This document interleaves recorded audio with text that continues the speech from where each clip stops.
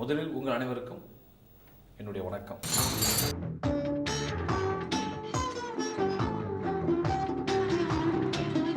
அதாவது பள்ளிக்கூட நாட்கள்லேயே எனக்குள்ள கலைத்துறை மீது நிச்சயமாக ஏக்கமும் தாக்கமும் இருந்துச்சு. எப்பவுமே எனக்கு தெரிஞ்சு சினிமாவில் வரணும் அப்படின்னு நினைக்கிற இல்லை சினிமாவில் சாதிக்க நினைக்கிற அத்தனை பேருக்கும் சின்ன வயதில் ஏற்பட்ட தாக்கம் தான் மெயின் காரணம்.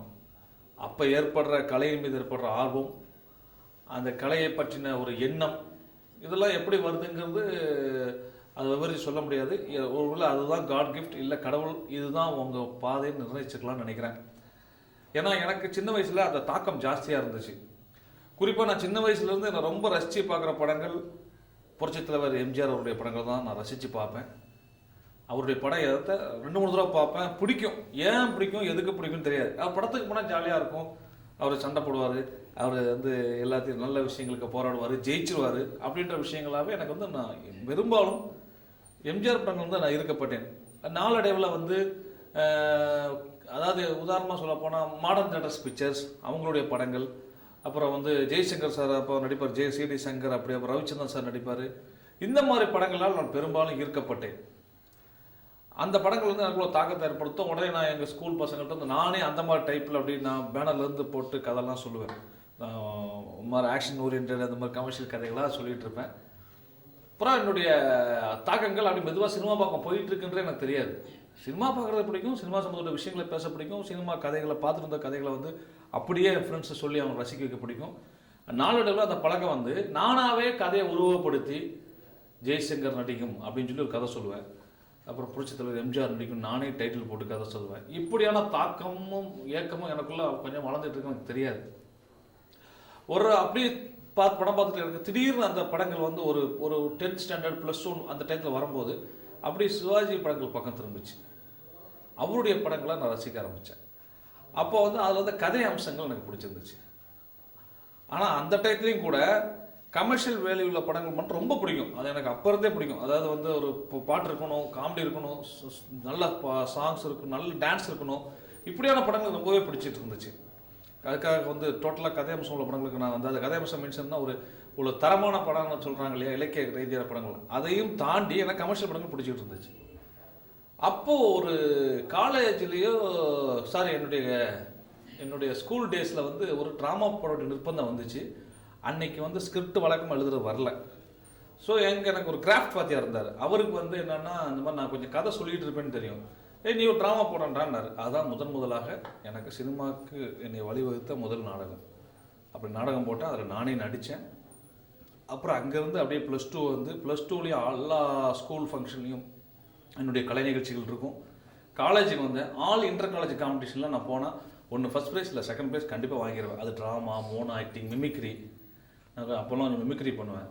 அப்படி அதில் நான் வாங்கும்போது காலேஜ் இன்டர் காலேஜ் காம்படிஷனில் வெங்கடேஷன் பேர் புற வச்சு, அப்புறமா நண்பர்கள் ரொம்ப வெல்விஷர்ஸ் எல்லோரும் ஏன் சினிமாவுக்கு ட்ரை பண்ணக்கூடாது அப்படின்னு கேட்டுட்டு இருந்தாங்க. அந்த சினிமாவுக்கு ட்ரை பண்ணுற காலகட்டங்களில் பத்திரிகைகளுக்கு சிறுகதைகள் எழுத ஆரம்பித்தேன். அந்த சிறுகதைகள் பத்திரிகையில் பப்ளிஷ் ஆகி பாராட்டுகள் கிடைக்க ஆரம்பித்தோன்னே அப்போ தான் முதல்ல நமக்குள்ளே நம்மக்கிட்ட ஒரு 4 பேர் பாராட்டுற மாதிரி எழுதக்கூடிய, யோசிக்கக்கூடிய ஒரு கலை ஆர்வம் இருக்குது. இதை நம்ம சினிமாவுக்கு பயன்படுத்தலாம் ஒரு தன்னம்பிக்கை வந்துச்சு. அதுக்கப்புறம் சினிமா கிளம்பி எல்லாரும் என்னுடைய சினிமாவில் என்னுடைய நண்பர்கள் வரணும்னு நினச்சிட்டு இருக்க அனைத்து நண்பர்களும் படக்கூடிய எல்லா கஷ்டங்களையும் பட்டு அப்படியே ஒரு உதவி இயக்குனராகி, அப்புறம் இணை இயக்குனராகி, அப்புறம் இயக்குனராகி இன்றைக்கி உங்கள் கூட்ட பேசிகிட்டு இருக்கிறேன்.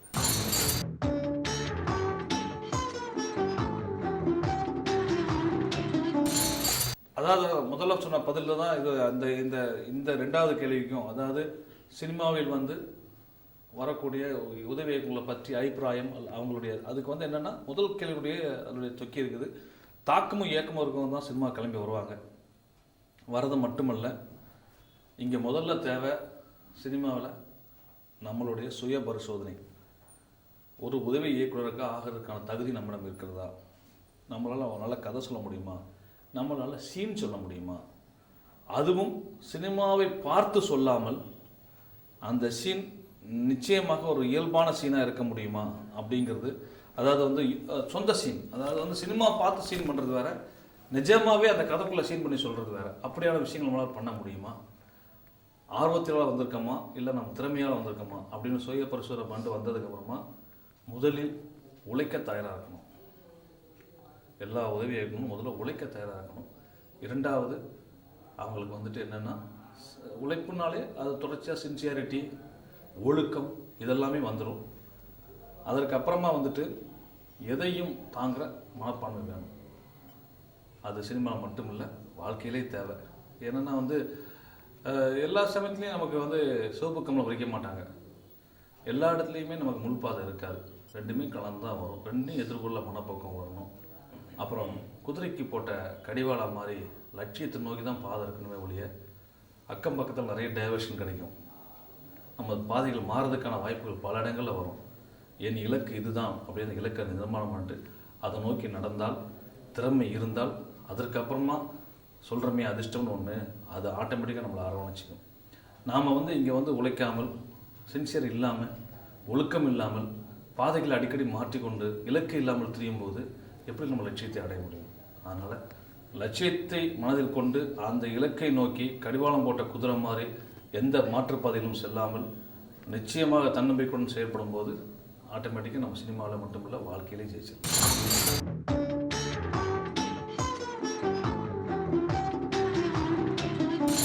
விஜய் சார் கூட நான் வந்து 3 காலகட்டத்தில் படம் பண்ணியிருக்கேங்க. அதாவது அவர் வந்து இந்த ரசிகன், பூவே உனக்காக இந்த டைம் படம் பண்ணிட்டு இருக்கும்போது நான் அவரை வச்சு செல்வான ஒரு பெரிய ஆக்ஷன் படம் பண்ணேன்.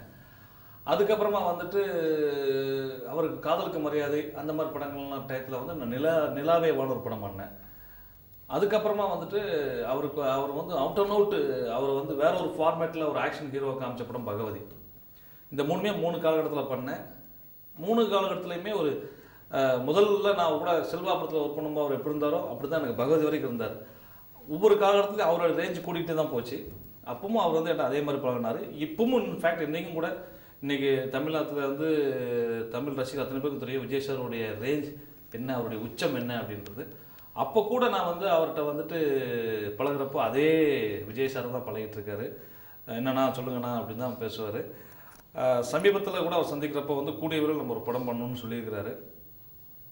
பொதுவாகவே சினிமாவில் வந்துட்டு நம்ம வந்து எந்த ஹீரோ கூட நம்ம படம் பண்ணுறோம், யாருக்கு கதை பண்ணுறோம் அப்படிங்கிறதெல்லாம் விட அந்த ஒன்று சேர்ந்து அமையிற விஷயம் ஒன்று இருக்கு இல்லையா, அது வந்து அது சினிமாவில் வந்து ஜாஸ்தி அது அந்த அமையிற விஷயங்கிறது.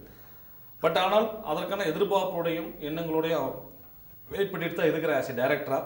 ஸோ கூடிய சீக்கிரம் விஜய் சார் கூட படம் பண்ணுவேன் நம்பிக்கை எனக்கு ஜாஸ்தியாக இருக்குது. ஏன்னா அவர் 2 கதைகளை அவரோட சந்திச்சிருக்கேன், கதைகள் பேசியிருக்கிறேன். அது எப்போ அப்படிங்கிறது தெரியல, பட் இருக்கும் நிச்சயமாக.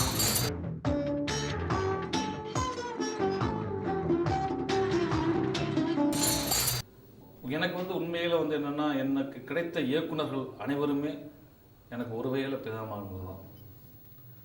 யாருமே வந்து என்னை வந்துட்டு என்ன சொல்லணும்னா ஒரு சில பேர் சொல்லுவாங்க எனக்கு வந்து அப்படி இருந்துச்சு. எனக்கு எல்லோருமே ஒவ்வொரு வகையில் ஒவ்வொரு விஷயங்களை கற்றுக் கொடுத்தார்கள். அந்த வகையில் எனக்கு எல்லா குருநாதருமே எனக்கு பிடித்த குருநாதர்கள் தான். ராஜேஸ்வர் சார் நான் சேர்றப்போ அவருடைய நாலேஜுக்கு என்னுடைய நாலேஜுக்கும் காத தூரம். எனக்கு வந்து அப்போ வந்து சினிமாலாம் சொன்னலையே ஆரம்பத்தில் கமர்ஷியல் சினிமாக்கள் பார்த்து வளர்ந்ததால் இங்கே வந்திருக்கும்போது அவரை வந்து நல்ல நாலேஜபிள் பர்சன். அவருக்கு வந்து இலக்கிய படைப்புகளிலிருந்து உலக சினிமா வரைக்கும் தெரியும். எனக்கு இது ரெண்டுமே தெரியாது. நான் அவரோட உதவி இயக்குனர் சேர்க்கும்போது அவர் என்னை கொஞ்சம் கொஞ்சமாக என்னை பக்குவப்படுத்தினார். என்னை கூப்பிட்டு சில விஷயங்கள் பேசுவார், சில படங்களை பற்றி பேசுவார். அப்போ தான் அப்படி படங்கள்லாம் இருக்குது.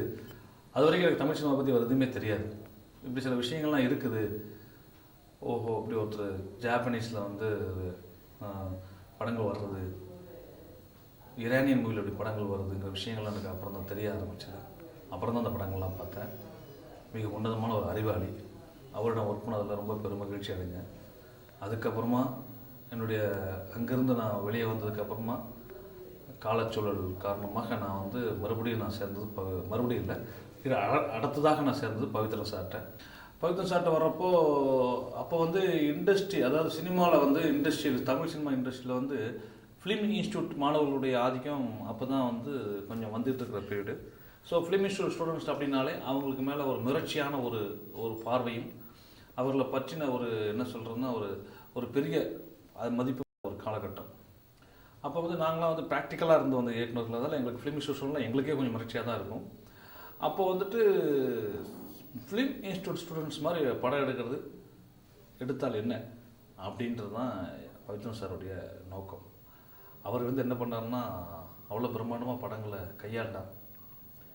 ஒரு சீனை எப்படி பிரம்மாண்டமாக எடுக்கிறது, அதை எப்படி ஒரு வேறு ஆங்கிளில் திங்க் பண்ணுறது அப்படின்ற விஷயங்களை வந்து அவரிடம் தான் நான் வந்து கற்றுக்கொண்டேன். அப்புறம் அவர்கிட்ட வந்து அந்த படம் புக் பண்ணிட்டு இருக்கும்போது அவர்கிட்ட வந்து நான் வந்து இந்த படத்துக்கு வந்து சினிமாவில் வந்து முதல் நிலை உதவி இயக்குனர், 2ஆம் நிலை உதவி இயக்குனர் அப்படின்னு இருக்கும். அதில் நான் முதல்நிலை உதவி இயக்குனராக இருந்தேன். அந்த படத்துக்கு வந்து இணை இயக்குனராக ஒர்க் பண்ணது யாருன்னா சங்கர், அதான் இன்றைக்கி தமிழ் சினிமாவின் ஆஸ் டைரக்டர். அவர்கிட்ட வந்து அப்போ அவர் வந்து படம் பண்ண போகிறேங்கும் போது அவர் சொன்னார், நான் படம் பண்ண போகிறேன், என்கிட்ட வந்து ஒர்க் பண்ணுறியா அசோசியேட்டானார். ஸோ ஒரு அசோசியேட்டாக ஒர்க் பண்ணுறதுக்கு நட்பு ரீதியான நண்பர் இருந்தால் பெட்டருங்கிறதால ஒரு டைரக்டர் அசோசியேட்டாக ஒர்க் பண்ணுறப்போக்கும் ஒரு நட்பு ரீதியான நண்பர்கிட்ட அசோசியேட் ஒர்க் பண்ணுறது கொஞ்சம் இலகுவாக இருக்கும் அப்படின்னு ஒரு மனசில் வச்சுருந்து நான் சங்கர் கூட வந்தேன். அப்போ சங்கர் கூட ஜென்டில்மேன் காதல் வரைக்கும் ஒர்க் பண்ணேன் அசோசியேட்டாக. அது எப்போவுமே ஒரு வெற்றி பெற்ற படங்கள் நம்ம ஒர்க் பண்ணிகிட்டு இருக்கிறப்போ படங்கள் நம்மளை கொஞ்சம் நமக்கு படம் கிடைக்கிறது ஈஸி. அப்போ நான் வந்துட்டு இந்த ஜென்டில்மேன் காதலன்லாம் ஒரு நல்ல ஃபேமில் போயிட்டுருக்கிறப்போ அந்த படத்தோட அசோசியேட் டைரக்டர் அப்படின்ற முறையில் எனக்கு வந்து ஒரு நிறுவனத்தில் வந்து அழைப்பு வந்தது. படம் பண்ணுறீங்களா, நாங்கள் ப்ரொடியூஸ் பண்ணுறோன்னு. என்ன மேலே மதிப்பு வச்சு நீ படம் பண்ண எப்படி கூப்பிட்றீங்க அப்படின்றப்போ, இல்லை சரத்குமார் சார் வந்து உங்களில் கதை இருக்குதுன்னு கேட்க சொன்னாருன்னாங்க. அப்படி நான் பண்ணேன். என்னுடைய சினிமாவின் இயக்குனர் என்ற வாசலை திறந்து வைத்ததுக்கு முதல் காரணமாக இருந்த சரத்குமார் சாருக்கு இந்த லண்டன் தமிழ் மக்களுக்கும் மற்றும் உலக தமிழ் மக்கள் சார்பாக இப்போ நன்றி தெரிவிச்சுக்கிறேன். அப்படி நான் பண்ண என்னுடைய முதல் படம் தான் மகாபிரபு. மகாபிரபு படம் நான் வந்து மகாபிரபுன்ற படம் என்னுடைய முதல் படமாக இருக்கிற பட்சத்தில் அந்த படம் வந்து நான் முதல்ல அந்த படத்தை கதை பண்ணுறப்போ நான் சத்தியமாக கதையினுடைய ஹீரோ யார், அது ஹீரோயின் யார், காமெடின்னு எதுவுமே நான் திங்க் பண்ணல. மகாபிரபுன்ற கதையை நான் படம் பண்ண போகிறேன், அவ்வளோதான். அந்த கதையை அப்படியே ஆசை போட்டுக்கிட்டே இருந்தேன். ரொம்ப காலமாக ஆசை போட்டுக்கிட்டு இருந்தேன். ஸ்கிரிப்டை பேப்பரில் கூட எழுதவே இல்லை. நான் பேப்பரில் கூட அந்த கதையை அதை வந்து கதையாக வடிவமைக்காமல் கதையை அப்படி திங்க் பண்ணிட்டே இருந்தேன். அப்படி திங்க் பண்ணிகிட்டு இருக்க காலகட்டத்தில் ஒரு நாள் ஒரு ஃபார்மேட்டில் கதை வந்தது. திடீர்னு ஒரு நாள் இன்றைக்கி இந்த கதைக்கு ஸ்கிரிப்ட் எழுத வேண்டியதான் அப்படின்னு தோணி ஒரு நாள் இரவு ஒரு 11:15 மணி டைம் இருக்கும். அப்போ தான் நான் முதல்ல அந்த கதையை வந்து ஸ்கிரிப்டாக வடிவமைச்சேன்.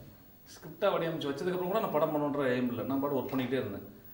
அப்புறம் இந்த மாதிரி ஒரு வாய்ப்பு சரத்குமார் சார் சொல்லியிருக்காருன்னு சொல்லி என்னை அந்த நிறுவனத்திலேருந்து கூப்பிட்டு கேட்குறப்போ நான் போய் கதை சொன்னேன். அந்த கதையை கேட்ட உடனே அவங்களுக்கும் பிடிச்சிருந்து, சரசாருக்கும் பிடிச்சிருந்துச்சு.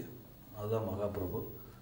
அந்த கதை வந்து என்னென்னு கேட்டிங்கன்னா, ஒரு உண்மை சம்பவத்தை அடிப்படையாக வச்சு பண்ணது. படம் முழுக்க உண்மை சம்பவம் கிடையாது. அந்த கதையினுடைய பேஸ் வந்து ஒரு உண்மை சம்பவத்தை அடிக்கோலாக வச்சுக்கிட்டு தான் அங்கேருந்து தான் நான் கதையை யோசிக்க ஆரம்பிச்சு கொஞ்சம் ரிவர்ஸ் தாட்டு, கொஞ்சம் ஸ்க்ரீன் பிளேயில் நம்ம கற்றுக்கிட்ட ஸ்க்ரீன் பிளேயை வச்சுக்கிட்டு நம்ம பண்ணக்கூடிய விஷயங்கள் இதெல்லாம் சேர்ந்து தான் அந்த கதை பண்ணேன். ஒரு சாதாரணவன், அதாவது அந்த படத்துக்கு ஒரு கேப்ஷன் போட்டிருப்பேன், ஒரு சாமானியன் சரித்திர புருஷன் ஆகிறான். இதுதான் அந்த படத்தோடைய கதை சுருக்கம். ஒரே லைனில் யோசித்தது.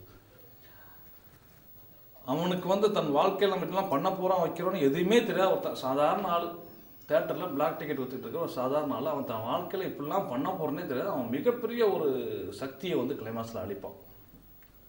இவனுக்கும் அவனுக்கும் துளி கூட சம்மந்தமே இருக்காது. அப்போ வந்து அந்த படத்துக்கு வந்து எனக்கு நிறைய பாராட்டு கிடைச்சது. படத்தோட 13 ரீல் வரைக்கும் ஹீரோவும் வில்லனும் சந்திச்சிக்கவே மாட்டாங்க. ஹீரோ ஒரு இடத்துல இருப்பார், வில்லன் ஒரு இடத்துல இருப்பார். 2 பேருக்கும் சம்மந்தமே கிடையாது. ஆனால் அவங்க சந்திக்க போகிறாங்க அப்படிங்கிறது ஆடியன்ஸ் தெளிவாக தெரியும். அவங்க சந்திக்கிற அந்த ரீல்லிருந்து படத்தில் பொறி பறக்கும். ஏகப்பட்ட பேர் எனக்கு படம் பார்த்து பாராட்டினது அதுதான். ஸோ அதாவது வந்து சில விஷயங்கள் வந்து சினிமா மற்றும் வாழ்க்கையில் சில விஷயங்கள் அதுவாக அமையும். அப்படி எனக்கு அமைஞ்ச படம் தான் மகாபிரபு.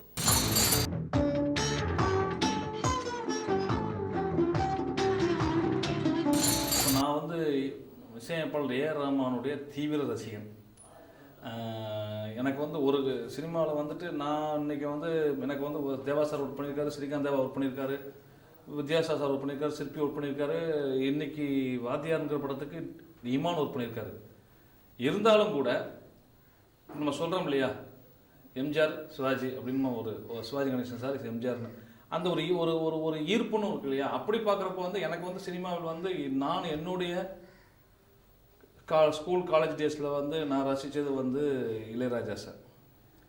சினிமாவுக்கு வந்ததுக்கப்புறமா வந்து ரஹ்மான் சார் ரசிக்க ஆரம்பித்தேன். ரஹ்மான் சார் எனக்கு எப்படி ரசிக்க தெரிஞ்சதுன்னா, அந்த சின்ன சின்ன ஆசைன்னு ஒரு சாங் வந்து நான் பார்த்தீங்கன்னா உலகம் முழுக்க பெரிய ஹிட்டான சாங்கு. அதில் பார்த்தீங்கன்னா அதாவது எனக்கு மியூசிக் பற்றி பெரிய நாலேஜ்லாம் கிடையாதுங்க. இருந்தாலும் என்னென்னா அந்த அந்த படங்கள் பண்ணும்போது மியூசிக் தியேட்டர் பேசுகிறத வச்சு போது சந்தங்கள் சிறுசும்பாங்க. சின்ன சின்ன ஆசை சந்தம் சின்ன சின்ன சந்தம் ஒரு கேட்சிங்காக ஒரு சாங்கை போட போகும்போது அப்போ வந்து சங்கர்கிட்ட இன்ஃபேக்ட் நான் தான் சொன்னேன் சங்கர் நம்ம வந்து ரஹ்மான் பண்ணக்கூடாது இந்த படத்துக்கு ஜென்டில்மேனுக்கு, அவர் புதுசாக சவுண்டிங் நல்லா இருக்குது அப்படின்னு சொல்லி நான் வந்து சொன்னேன். நானும் சங்கர் தான் போய் இவரை போய் பார்த்து அந்த ஜென்டில்மேன் படத்துக்கு அவர் மியூசிக் டைரக்டர் ஆனார். அப்போ ரொம்ப ரஹ்மான் சாருக்கு வந்து அது கூட 2வது படம் 3வது படம் ரேஞ்சு தான் அந்த ஜென்டில்மேன் டைமு. அப்போ வந்து என்ன போய் எப்படி இருக்கு போய் அப்படி தான் பேசுவார் அவர். நான் இப்போ மாலை போட்டிருந்தேன். அந்த படம் ஜென்டில்மேன் ஆரம்பித்த பகுதியில் நான் வந்து சபரிமலைக்கு மாலை போட்டிருந்தேன். என்ன சாமி சொல்லு போய் அப்படிம்பாரு. அந்த அளவுக்கு நல்ல ஒரு எளிமையாக பழகக்கூடியவர், ரொம்ப ரிசர்வ் டைப்பு. பட் ஆனால் பிடிச்சிட்டு தான் பழகுவார். அப்படி தான் என்கிட்டையும் பழகிட்டு இருந்தார். இன்ஃபேக்ட் எனக்கும் கூட முதல் நான் வந்து ஜென்டில்மேன் முடிஞ்சு காதல் முடிஞ்சு வெளியே வர்றப்போ முதல் படம் பண்ணுறப்போ ஏஆர் ரஹ்மான் தான் என்னுடைய படத்துக்கு வந்து மியூசிக் பண்ணணும் அப்படின்னு எல்லாருக்கும் இருக்கிற மாதிரியே எனக்கும் அந்த ஆசை இருந்துச்சு. நானும் அவரை அணுகினேன். அவரை போய் 2-3 முறை சந்திச்சு இந்த மாதிரி சார் நான் படம் பண்ண போகிறேன், எனக்கு மியூசிக் பண்ணுங்க அப்படின்னு. பட் அப்போ இருந்த சூழ்நிலையில் அவருக்கு வந்து நிறைய படங்கள் கமிட் ஆகிடுச்சு, தெலுங்கு கமிட் ஆகிடுச்சு. அவர் சொன்னார், இல்லை போய் நான் இமீடியட்டாக பண்ண முடியாது, இப்போ தான் எனக்கு வந்து இந்த படம் போயிட்டுருக்குது அப்படின்னாரு. எனக்கு ஆரம்பத்துலேருந்தே எனக்கு ஒரு மிகப்பெரிய ஒரு கொள்கை என்ன அப்படின்னா, எனக்கு திட்டமிடுதல் ரொம்ப முக்கியம். ஒரு படத்தை இந்த டேட்டில் ஆரம்பித்து இந்த டேட்டில் முடிக்கணுங்கிறது நான் ரொம்ப தீவிரமாக இருப்பேன். அதனால நான் வந்து இல்லை நான் இப்போ ஆரம்பித்து முடிக்க போகிறேனே அப்படின்னேன். இல்லை எனக்கு அப்படி பண்ண முடியாது, ஒரு வெயிட் பண்ணுறீங்களா, ஒரு 3-4 மாதம் வெயிட் பண்ணுறேன், நான் பண்ணித்தரேன் அப்படின்னாரு. 3-4 மந்த்ஸ் வெயிட் பண்ணுறதுக்கு எனக்கு வந்து ப்ரொடியூசரோ ஹீரோ டேட்ஸ்லாம் அடிச்சதுங்கிறதால நம்ம ஃபியூச்சர் நம்ம ஒர்க் பண்ணலாம் அப்படின்னு நான் சொல்லிட்டேன். ஆமாம் எனக்கு அதான் சரியாகப்படுது, நம்ம அடுத்த படங்களை பண்ணலாம், இதில் ரொம்ப டைட்டாக இருக்கிறேன்னாரு. ஸோ நான் அடுத்த படம் பண்ணலான்னு முடிவு பண்ணிட்டு வந்து முதல்ல தேவா சார்ட்ட வந்து ஒர்க் பண்ணேன். அதுக்கப்புறமா மகாபிரபுங்கிற படம் எனக்கு கொஞ்சம் டிலே ஆன படம். நான் ஃபஸ்ட்டு படம் பண்ணால் கூட அந்த படம் எனக்கு கொஞ்சம் ப்ரொடக்ஷன் ரொம்ப டைம் ஆயிடுச்சு. படம் முடிஞ்சு ரிலீஸ் ஆகிறதுக்கு ஒரு 1-1.5 வருஷம் ஆயிடுச்சு. 3 மாதம் 4 மாதம் பிளான் பண்ணி இறங்கின படம். பல காரணங்களால் அந்த படம் வந்து எனக்கு வந்து டிலே ஆயிடுச்சு. அதுக்குள்ளே ரஹ்மான் சார் எங்கேயோ உச்சத்துக்கு போயிட்டார். ஸோ அடுத்த படம் பண்ணுறப்போ வந்து ரஹ்மான் சாருடைய அவருடைய உச்சமே வேறவாக இருந்துச்சு. ஸோ அவருக்கு படம் பண்ணுறா இருந்தால் அதுக்கேற்ற ஹீரோ, அதுக்கேற்ற பேனர், அதற்கேற்ற விஷயங்கள்லாம் பெருசாக வேணும் அப்படின்ற ஒரு விஷயம் வந்து அந்த காலகட்டத்தில் வந்துடுச்சு. ஸோ அதுக்கப்புறம் எனக்கு வந்து ரஹ்மான் சார்கிட்ட வந்து போய் பார்க்குறதுக்கு நான் இப்போவும் அவர் என்னை சந்தித்தா நல்லா பேசுவார். நானும் அவரை பார்த்து என்ன சார் எப்படி இருக்கீங்க, நல்ல ஒரு நல்ல ஒரு பரிமாற்றம் இருக்கும். பட் கால சூழல் தான் சினிமாவில் வந்து நிறைய விஷயங்கள் நிர்ணயம் பண்ணும். அப்படி தான் நான் வந்து அவரோட ஒர்க் முடியாமல் போச்சு.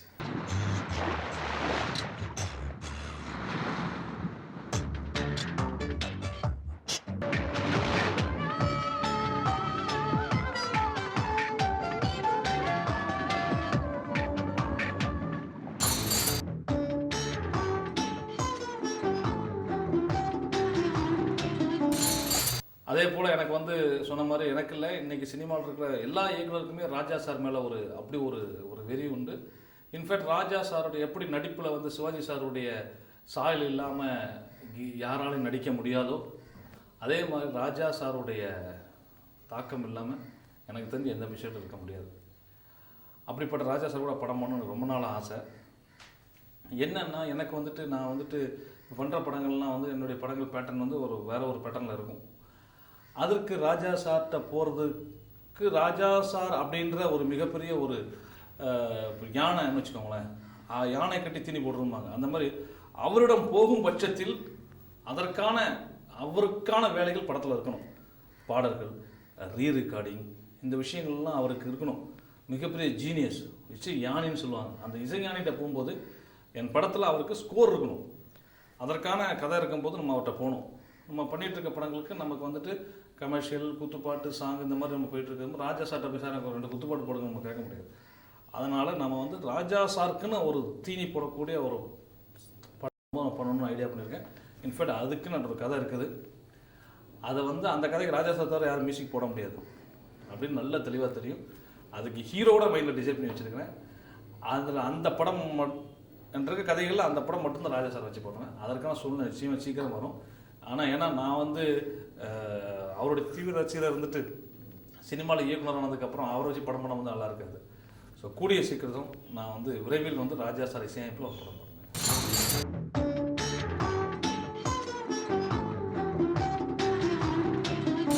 இல்லை ஆக்சுவலாக வந்து என்ன கேட்டிங்கன்னா, எனக்கு வந்துட்டு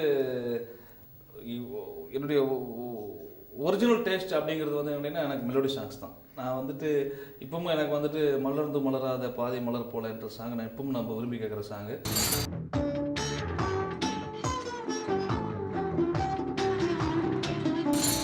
நான் வந்து தம்மு அப்படின்னு ஒரு படம் பண்ணேன், அதுக்கப்புறம் குத்து பண்ணேன். இந்த 2 படங்கள் பண்ணுற வரைக்கும் நான் பண்ண படங்கள் எல்லாமே ஸ்டேட் சப்ஜெக்ட் படங்கள் தான். இந்த 2 ரீமேக் அமைஞ்சுது. அது எப்படி அமைஞ்சது கிடைக்கும், நான் போன கேள்விக்கு பதில் சொன்னது தான். சினிமாவில் சில விஷயங்கள் அதுவாக அமைஞ்சிடும். என்னன்னா எனக்கு வந்து நான் தம் பகவதி படத்தினுடைய எடிட்டிங் வேலையில் இருக்கும்போது ராக்லைன் வெங்கடேஷ் அப்படின்ற ப்ரொடியூசர் வந்து என்னை சந்திச்சார். அவர் சொன்னார், நான் ஒரு படம் ரீமேக் வாங்கியிருக்கேன் சார், அதை நீங்கள் பண்ணி கொடுக்குறீங்களா அப்படின்னாரு. என்ன படம்னு சொன்னேன். இந்த மாதிரி தெலுங்கில் இடியட்னு வந்துச்சு சார், அந்த படம் பெரிய ஹிட்டுன்னாரு. பட் ஆனால் எனக்கு வந்து பகவதியினுடைய டப்பிங் டயத்தில் எனக்கு வந்து அந்த இடியட்ன்ற படம் தெலுங்கில் ஹிட்டு பெரிய ஹிட்டுன்னு எனக்கு ஒருத்தர் சொன்னாங்க. ஸோ அதே படத்தை ரீமேக் வரும்போது சொல்கிறாரு, சரி படத்தை பார்த்துருவோமே அப்படின்னு சொல்லிட்டு படம் பார்க்கணும் சார்னு நான் உங்களுக்கு அரேஞ்ச் பண்ணுறேன் சார்னு சொல்லி அன்றைக்கி ஈவினிங் எனக்கு பெங்களூர் ஃப்ளைட் போட்டு பெங்களூர் போய் அந்த படத்தை நான் பார்த்தேன். அந்த படம் இன்டர்வெல்ல நான் ஷாக் ஆகிட்டேன். நீங்கள் நம்ப மாட்டீங்க, உண்மையிலேயே அந்த படத்தினுடைய பேஸ் கரு, அந்த படத்தோட திரைக்கதை வேற, பேஸ் கரு நான் அடுத்ததாக பண்ணலாம்னு நினச்சிக்கிட்டு இருந்த கதையினுடைய பேஸ். அதாவது முழு கதை இல்லை, அந்த பேஸ் ஒரு சின்ன ஸ்பார்க். அந்த ஸ்பார்க் வந்து நான் மனசுக்குள்ளே தோண்டிகிட்டு இருந்த ஸ்பார்க்கு, அதனுடைய ஸ்பார்க்கும் அந்த தம் படத்துடைய அந்த மெயின் அந்த நாட்டு, அந்த நாட்டின் ஒரு 40% அதோட ஒட்டி இருந்துச்சு. ஆஹா என்னடா நாம் ஒரு கதை பண்ணலான்னு சொல்லி ஒரு பொறி நமக்கு தோணிட்டு இருந்துச்சு. அந்த பொறி மாதிரியே ஒரு கதை வந்து அந்த படம் பெரிய கிட்டே இருக்கு, அப்போ இந்த படத்தை ரீமேக் பண்ணலான்னு சொல்லி உடனே ஒத்துக்கிட்டேன். இன்டர்வல்லே ஒத்துக்கிட்டேன், அந்த படம் ரீமேக் பண்ணுறேன். அந்த படம் தான் தம்மு. இங்கேயும் நல்லா ஓடிச்சு. சிம்பு, நடிகர் சிம்பு இருக்கிறாரு, அவருக்கு வந்து அந்த படம் வந்து இங்கே வந்து கமர்ஷியலாக மிகப்பெரிய பிரேக் கொடுத்துச்சு அந்த படம். அதுக்கப்புறமா வந்து எப்பவுமே சினிமாவில் ஒரு சக்ஸஸ் ஆகிட்டுனா உடனே அந்த பேரை வந்து அடுத்த படத்துக்கும் தேடுவாங்க. அப்படி தான் இம்மிடியேட்டாக குத்து வந்துச்சு. குத்து எப்படின்னு கேட்டிங்கன்னா, நான் வந்துட்டு அந்த ரீமேக் சக்ஸஸ் ஆகிடுச்சுல, உடனே அந்த ஃப்ளேவர் வரும், அடுத்து ஒரு நல்ல ரீமேக் இருந்தால் பண்ணலாமே, சக்ஸஸ் ஆகிடுச்சு அப்படின்னு. அப்போ வந்து எனக்கு வந்து தெலுங்கில் வந்து தில் அப்படின்னு ஒரு படம் வந்து அங்கே வந்து ஹிட் ஆகிருந்துச்சு. நாங்கள் அந்த படத்தை நான் பெங்களூரில் பார்த்தேன், அதே பெங்களூரில் பார்த்தேன். அந்த படத்தை பார்த்தோம். அந்த படம் வந்து அவுட் அண்ட் அவுட் எல்லா மசாலா எல்லாம் சேர்ந்துருக்கும். எல்லாமே குத்துல வந்து இல்லாத விஷயமே இருக்காது. அப்படி எல்லாம் சார் லவ் இருக்கும், கமர்ஷியல் இருக்கும், காலேஜ் இருக்கும், காமெடி இருக்கும், எல்லாம் இருக்கும். அந்த படம் பார்த்தோன்னா ரொம்ப திருப்தியான ஒரு ஃபுல் மீட்ஸ் அப்படிம்பாங்க இல்லையா, அது திருப்தி இருந்துச்சு. உடனே அந்த படத்தை பண்ணலான்னு முடிவு பண்ணேன். அதுதான் தம்மு குத்து. அந்த 2 தான் நான் பண்ண படங்களே ரீமேக்கு. பட் அதுவும் எனக்கு சக்ஸஸ் கொடுத்துச்சு. ஏன்னா என்னை பொறுத்தவரைக்கும் வந்து என்னென்னா, படங்கள் எடுப்பது பார்வையாளர்கள், படைப்பாளிகள் அல்ல. ஸோ படம் பார்க்க வர பார்வையாளருக்கு அவங்கள எப்படி எந்த வகையில் திருத்தி கொடுத்துருமோ அதோட நம்ம படம் எடுக்க போகிறோம். அதுதான் நம்மளுடைய எண்ணமும் கூட இல்லையா. ஒரு நாடகம் நடிக்கணும், ஒரு நாடகமோ மேடையில் நடிச்சிட்டு இருக்கும்போது படம் பார்த்துட்டு இருக்கிற நாடகத்தில் ரசிச்சுட்டு இருக்கிற ரசிகர்கள் கைத்தடாத மேலே நடிக்கிற நடிகர்களுக்கு வந்து மிருகேறிட்டே போகும். ஸோ வந்து ரசிகர்கள் கொடுக்குற கிளாப்ஸு, ரசிகர்கள் பண்ணுற திருப்தி தானே ஒரு படைப்பாளிக்கு சந்தோஷம். அதில் வந்து படைப்பு நல்ல படைப்பாக இருந்தால் எந்த படமே கொடுக்கலாம் அப்படின்ற எண்ணம் தான் இருக்கிறேன். நான் ரீமேக் பண்ணேன். இன்னும் கூட எனக்கு ரீமேக் கிடைச்சா நான் பண்ணுவேன். அந்த மாதிரியான எனக்கு ஆட்டிடியூடு தான். பட் இப்படி தான் பண்ணணும், அப்படி தான் பண்ணணுங்கிற எண்ணம்லாம் எனக்கு வந்து இல்லை.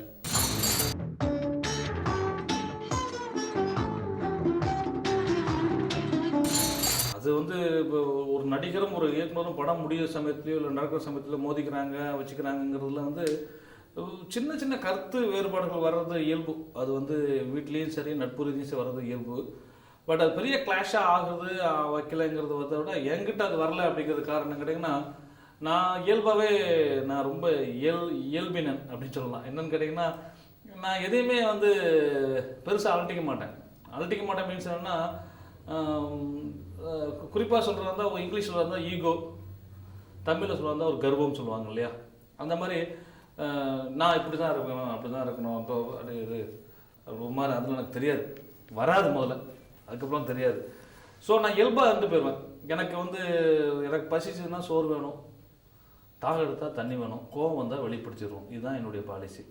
ஸோ வந்து நான் எதையுமே போய் மறைக்கிறதோ இல்லைனா கொஞ்சம் எக்ஸாரேட் பண்ணுறதோ இல்லை நடிக்கிறதோ இதெல்லாம் கிடையாது. எனக்கு இயல்பாக என்னுடைய இயல்புக்கு ஏற்ற மாதிரியே நான் இருப்பேன். எப்போவுமே ஒரு விஷயம் வந்து அதான் காந்தி சொன்னது, சத்தியமே ஜெயதேன்ற மாதிரி, நாம் உண்மையாகவும் நேர்மையாகவும் இருந்தால் எல்லாமே சரியாக இருக்கும். அப்படி பட்சத்தில் என்னுடைய ஹீரோக்கள் எல்லாத்தையுமே நான் பிளேனாக இருக்கும்போது அவங்களுக்கு தெரியும் இல்லையா, வெங்கடேஷுங்கிறது வந்து அவர் வந்து அவருக்குன்னு ஒரு பாலிசி, அவருக்குன்னு ஒரு கொள்கையோடு அவர் பாட்டு வந்துட்டு போவார். அப்படிங்கும்போது அங்கே நட்பு பலப்பட்டு போயிருது. மற்றபடி நான் வந்து என்னுடைய ஹீரோக்கள் நான் என்ன கேட்குறேனோ இதுவரை நான் பண்ண அத்தனை ஹீரோக்களும், நான் வந்து சரத்குமார் சார் நேற்று அர்ஜுன் சார் வரைக்கும் பண்ண வரைக்கும் என்னுடைய அனைத்து ஹீரோக்களும், ஈவன் சிம்பு சார், அப்புறம் இப்போ பண்ணிகிட்டு இருக்க பரத் சார், எல்லாருமே வந்து என்ன கேட்டிங்கன்னா ஆஸ் ஏ டைரக்டராக எனக்கு என்ன தேவையோ அதை திருப்தியாக பண்ணி கொடுத்தவங்க தான். அதே மாதிரி எனக்கு இப்படி வேணும்னா அவங்க அழகாக பண்ணி கொடுப்பாங்க. எந்த விதமான கோஆப்ரேஷன்லேயோ இல்லை அவங்க டைமிங்லேயோ அவங்க ஒர்க் மெத்தட்லேயோ எனக்கு எந்த குறையும் வச்சது, ரொம்ப அருமையாக ஒர்க் பண்ணி கொடுத்தாங்க. அதே போல் அவர்களையும் நான் வந்து அழகாக ஒரு கதாநாயகனை கையாளுவது அப்படிங்கிறது என்ன கேட்டால் ஒரு செடியில் வந்து பூ பிடிச்சி கோக்குற மாதிரி தான். பூலேருந்து இதெல்லாம் ஊந்துடக்கூடாது, மாலையாகவும் வரணும். அது அழகாக நான் வந்து அவங்கள வந்துட்டு அவங்களோட இளைந்து குலையிறது தான் தப்பு, இளையிறதுங்க தப்பு இல்லை இல்லையா. குலைஞ்சி அது இல்லை, இளைக்கிறது வேறு, வேவ்லேருந்து செட் ஆகி அப்படியே போயிட்டு ஒவ்வொருத்தருக்கும் ஒரு மென்டாலிட்டிங்க.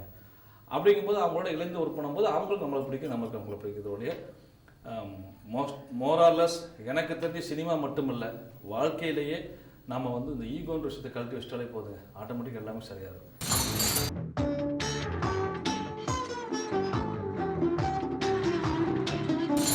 ஆக்சுவலாக நான் வந்துட்டு ரஜினி சாரையும் கமல் சாரையும் வச்சு படம் பண்ணணுன்றது அப்படி ஒரு ஆசை இல்லாத இயக்குனர்களே கிடையாது. எல்லோருக்குமே அந்த ஆசை கண்டிப்பாக இருக்கும். ஏன்னா சினிமாவில் 2 இமயங்கள் அவங்க. நான் சிவாஜி சாரை வச்சு படம் பண்ணிட்டேன், பூ பொறிக்க வரைக்கும் ஒரு படம் பண்ணேன் சிவாஜி சாரை வச்சு. இன்ஃபேக்ட் நான் புதுசு எம்ஜிஆர் அவர்கள் நடித்து கொண்டிருந்தால் நான் சிவாஜி சாரை வச்சு படம் பண்ணுற காலகட்டத்தில் அவரை வச்சும் படம் பண்ணியிருப்பேன். அப்போ அவர் நடிக்கிறது இல்லைங்கிறதால அப்புறம் வந்து அவர் நம்மிடம் இல்லைங்கிறத தவிர நான் வந்து அவர் இருந்தால் நிச்சயமாக அவர் வச்சு படம் பண்ணியிருந்திருப்பேன். நிச்சயமாக ஆணித்தரமாக எழுதி தரேன், அல்லது எழுதி தரேங்கிறது கொஞ்சம் கர்வமாக இருக்கும். ஆணித்தரமாக உறுதியாக சொல்கிறேன், தன்னம்பிக்கையின் அடிப்படையில் நிச்சயமாக நான் வந்து இதுவரை வைத்து படம் பண்ணுவேன். அதற்கான கதையும் அதற்கான விஷயங்களையும் நான் தயார்படுத்தி வச்சிட்டு இருக்கேன். காலச்சூழலும் கடவுளுடைய அனுமதியும் அது கிடைக்கும் பட்சத்தில் நிச்சயமாக அந்த 2 பேரும் நான் படம் பண்ணுவேன்.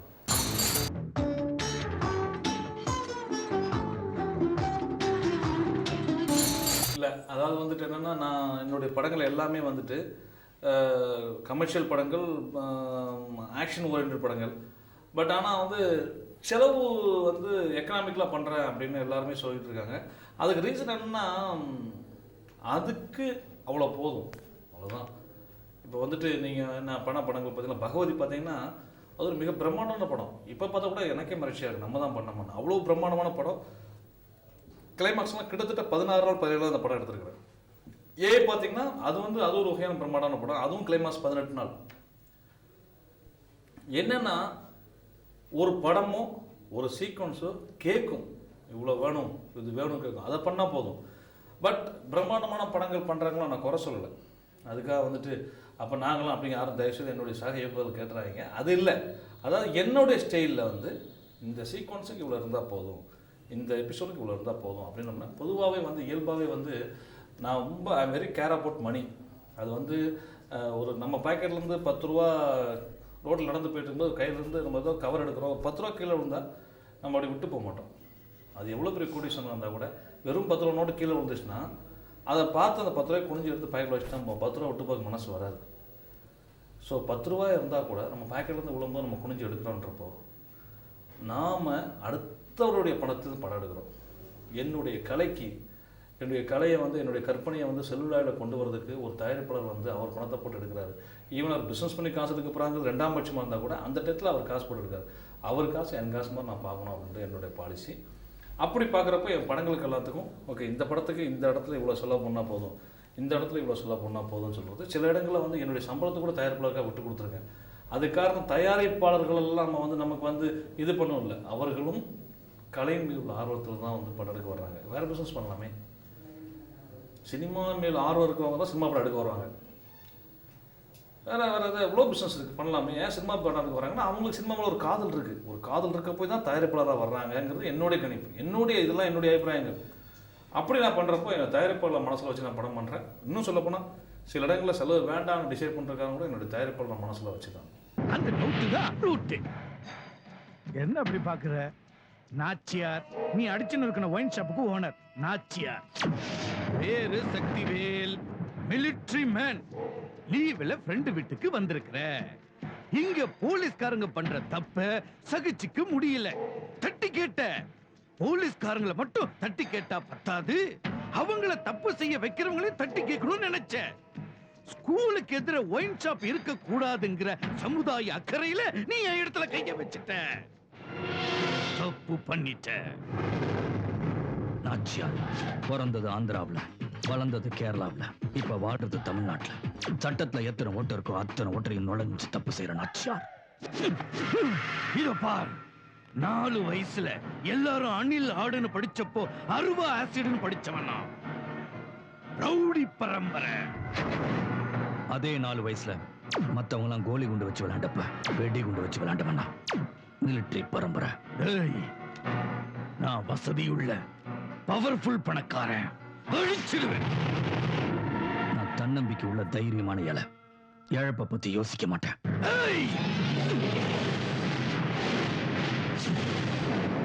ஸ்கூலுக்கு எதிர இருக்க கூடாதுன்னு தானே என் ஒயின் ஷாப்பை தூக்குனேன். நான் நினைச்சா அந்த ஸ்கூலையே தூக்கிடுவேனா?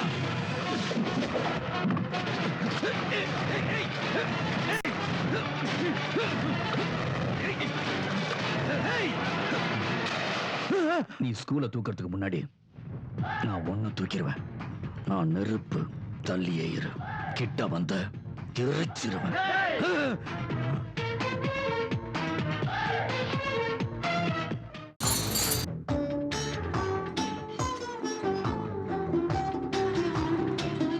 கில்லாடி படம் வந்து முழுக்க வந்து என்னென்னா அவுட் அண்ட் அவுட் ஒரு காதலை பேஸ் பண்ண ஒரு ஆக்ஷன் படம். இந்த படத்துக்கு வந்து வசனத்தை வந்து வழக்கம் போல் என்னுடைய பட்டுக்கோட்டை பிரபாகர் தான் எழுதுறாரு. இது வந்து ஒரு பரத் அப்படின்ற ஒரு நடிகரை வந்து நம்ம வந்து ஒரு ஒரு ஒரு ஒரு ஒரு லவ் பண்ணால் கூட ஃபேமிலி ஓரியன்டான விஷயங்கள் தான் லவ் பண்ணியிருக்கிறாரு. அந்த மாதிரி சம்மந்தம் தான் அவருடைய கதைகள் போகும். காதலுக்கு அப்புறம் அவர் பண்ண எம்டன் மகன்லாம் ஒரு பேட்டர்னில் இருக்கும் இல்லையா. இந்த படத்தில் வந்து அவர் வேறு மாதிரி ஆடியன்ஸ் பார்ப்பாங்க. அவுட் அண்ட் அவுட் அவர் வந்து ஒரு ஒரு ஒரு மாஸ் ஹீரோவாக கொண்டு வரதுக்கான ஒரு பிரயத்தனம்னு சொல்லிக்கலாம். But at the same time வந்து அவருக்கு எது கரெக்டாக இருக்குமோ, எந்த லெவல் கமர்ஷியலாக கரெக்டாக இருக்குமோ அதை மைண்டில் வச்சு இந்த கதை பண்ணிக்கிட்டு இருக்கிறேன். அநேகமாக மே மாதம் இந்த படம் வந்து ஸ்க்ரீனில் டச் பண்ணணும்னு நினைக்கிறேன். இதில் நிலா ஹீரோன் நடிக்கிறாங்க, அதுக்கப்புறம் விவேக் நடிக்கிறாரு. விவேக் வந்து முதல்ல என்னோட காம்பினேஷன் நடிக்கிறார். இது வரைக்கும் எங்களோட வடிவேலன் தான் நிறைய பண்ணியிருக்கிறாரு. முதல்ல இந்த கதாபாத்திரத்துக்கு வந்து இந்த மாதிரி காமெடி பண்ணுறதுக்கு விவேக் தான் கரெக்டாக இருப்பாருன்னு சொல்லி விவேக் சார் இந்த படத்தில் போட்டிருக்குது. தவிர வந்து இந்த படத்தில் ஆஷிஷ் வித்யார்த்தி இருக்கிறாரு, ரோஜா ஒரு முக்கிய கதாபாத்திரம் நடிக்கிறாங்க.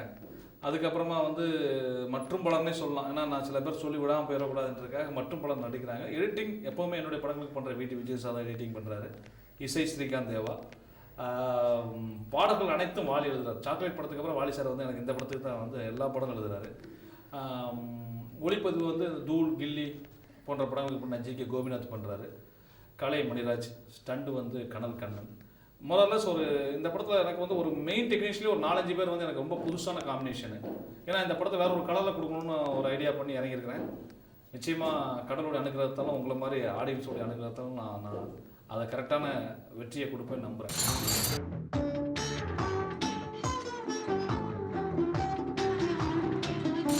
தங்கசார் கம்பெனியில் படம் பண்ணுறதுக்கு வந்துட்டு எனக்கு தெரியாது. ஆனால் வந்து இடையில சந்திக்கும் போதெல்லாம் நானும் அவரும் பேசிக்குவோம், உங்கள் கம்பெனியில் படம் கொடுங்கம்மே, ஏன் வா நாளைக்கே வந்து சொல்லு அப்படிம்பாரு. அவர் படத்தில் கம்பெனியில் ஒரு படம் பண்ணேன். ஒரு தைரியமான ஒரு கம்பெனி அது என்னை பொறுத்த வரைக்கும். எஸ் ஃபிலிம்ஸ் அப்படின்றது வந்து அது வந்து ஒரு சக்ஸஸ்ஃபுல் கம்பெனி. அது வந்து எஸ்னா சக்ஸஸ்ஃபுல், எஸ்னா வந்து ஸ்டெஃபன், அந்த மாதிரி எஸ் வந்து ஒரு சக்ஸஸ்ஃபுல்லான ஒரு கம்பெனி, ரொம்ப ஒரு தைரியமான கம்பெனி என்ன கேட்டால். ஏன்னா அவங்க இருக்கிற படங்கள் எல்லாமே வந்து வியாபார ரீதியை தாண்டின விஷயங்கள் இருக்கணும் அப்படின்னே பர்டிகுலராக பண்ணுற ஒரு கம்பெனி. ஸோ நான் என்கிட்ட வந்து ஒரு எனக்கும் ஒரு இயக்குனராக ஒரு வேறு மாதிரி ஒரு கலரில் படம் பண்ணணும்னு ஆசை இருக்கும். அதற்கான ஒரு பட்ஜெட்லாம் அந்த பட்ஜெட்டை செலவு பண்ணுறதுக்கு ரிஸ்க் எடுக்கிற தயாரிப்பாளர் வேணும். அப்படின்றப்போ வந்து சங்கர் மாதிரி கம்பெனிலாம் அந்த மாதிரி படங்கள் பண்ண முடியும். கமர்ஷியலுங்கிறத தாண்டி வேற ஒரு பரிமாணமும் வெங்கடேஷ்குள்ளே இருக்குன்னு காமிக்கணும் இல்லையா. அப்படி பண்ணுறதுக்கு ஒரு படங்கள் பண்ணுறதுக்கான வாய்ப்புகளை வந்து சங்கர் மூலமாக நமக்கு வந்து கூடிய சீக்கிரத்தில் வரும். அப்படி வரும்போது அந்த மாதிரி ஒரு படைப்பு மூலம் உங்களை வேற ஒரு வெங்கடேசன் நான் சந்திப்பேன்.